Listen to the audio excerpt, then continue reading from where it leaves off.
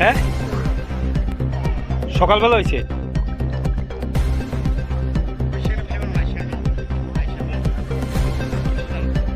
আমাদের কাছে একটা খবর আসে যে সাবরুম থেকে আগরতলাগামী আর রেলের নিচে রতনপুর 81 নম্বর পিলার সামনে রেল ট্র্যাকে একটা সংলগ্ন একটা অ্যাক্সিডেন্ট হয়। সাথে সাথে আমরা আসি, এসে ঘটনা সত্য একটা লোক ট্রেনের লাইনে ড্যাশ হয়ে আছে। তো লোকাল লোকদের সঙ্গে আমার কথা বলে জানতে পারি যে ওই লোকটা আননোন, তারা কেউ এখানে চিনে না।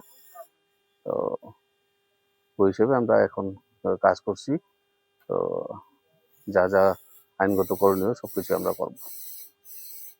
গয়াহরি গয়াহরি ত্রিপুরা, বাড়ি বাড়ি ছড়ি। এখানে কি দেখতেছেন? এই লোকটা দেখতেছি লোকটা কি রেল লাইনে রেললাইনের লোক। রেল লাইনে পড়ে রয়েছে? হ্যাঁ, কতক্ষণে দেখছেন? এটা 15টা এরকম। তো কোন সময় এটা কাটা গেছে মনে করেন? কোন সময়? এটা 15টা মিনিটে মারা গেছিল। মানে সাবরুম থেকে রেল আগরতলা যাওয়ার পথে? হ্যাঁ হ্যাঁ হ্যাঁ, হ্যাঁ, সাবরুম থেকে যাইতেছিল রেল, তখন থেকে মানে বিলিয়া দিকে দেখতেছি যাইতেছে এই টাইমে। এই টাইমে এটা কাটা পড়ছে এখানে। হ্যাঁ, তো এটা তো রতনপুর হাসপাতাল না? রতনপুর হাসপাতাল। হাসপাতালের কাছেই হ্যাঁ, এই জায়গাটা দক্ষিণ সোনাঝুরি, আবার রতনপুরও কয়। রতনপুর কয়। আচ্ছা, লোকটার চিনছেন নি? না না, চিনি না। কেউ চিনেন না, সবাই শুধু দেখতে আছেন।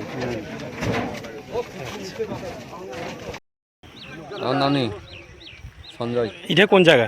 ইরানে ইয়া রতনপুর হাসপাতাল হাসপাতাল হরে রাজি দক্ষিণ সোনাঝুরি কয়েছে দোকান সেরাই সরে আরে এদিকে। তো এই যে একটা লোক রেল লাইনে কাটা পড়ছে, কতক্ষণে এটা আপনারা দেখছেন? জানে না রে ইয়া আপনি কখন দেখছেন? চিনছেন নি? না না হ্যাঁ, চিনে না? প্রত্যেকের জীবনের স্বপ্ন থাকে পড়াশোনা শেষ করে কর্মজীবনে প্রতিষ্ঠা পাবার। এই দিক দিয়ে আমি সফল শুধুমাত্র একটি কারণে, সেটা হলো আমার কলেজ টিপস, যেখান থেকে গ্র্যাজুয়েশন কমপ্লিট করে উচ্চতর শিক্ষা নিয়ে আজ আমি সফলভাবে প্রতিষ্ঠিত। টিপসে পড়াশোনা ছাড়াও নিজেদের কেরিয়ারে কিভাবে অনেক বেশি মাত্রায় সুযোগ পাওয়া যায় তার সবকিছুই হাতে কলমে শেখানো হয়।